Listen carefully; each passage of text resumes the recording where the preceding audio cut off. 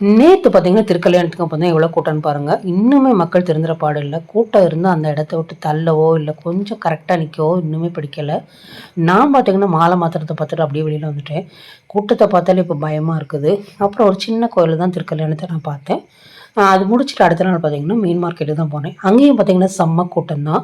என்னடா இவ்வளோ கூட்டம் வெனஸ்டே அதுமாதிரி இன்னும் இவ்வளோ கூட்டம்னு நினச்சா, அந்த கடைக்கார்ட்ட கேட்டபோது சொன்னார், இந்த கந்த சஷ்டி முடிஞ்சிடலாமா அதனால தான் இவ்வளோ கூட்டம்னு.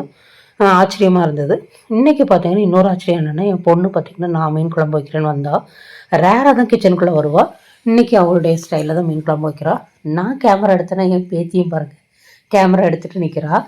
அவளும் வைக்கிறாளாம், ரிமோட்டை பிடிச்சிட்டு கேமரா மாதிரி நிற்கிறா.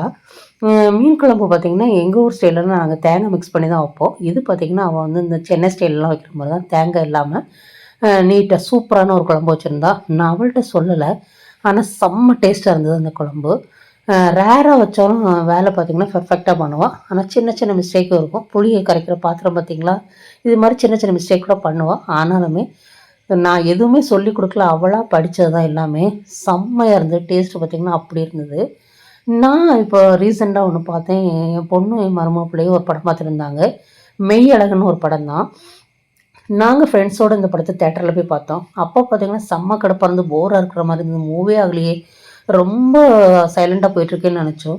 ஆனால் அந்த படம் இப்போ வீட்டில் பார்க்கும்போது எனக்கு இன்னும் ரொம்ப பிடிச்சிருந்தது. அதில் ஒரு டைலாக் வரும் பாருங்க, நல்லவங்களெல்லாம் ஒரு மாதிரி, அதாவது என்ன சொல்லுவாங்கன்னா பிழைக்க தெரியாதவங்கனும் போக்கிரித்தனமானவங்களாம் பிழைக்க தெரிஞ்சவங்க மாதிரியும் அப்படிங்கிற மாதிரி ஒரு கண்டக்டர் ஒரு டைலாக் பேசுவார்.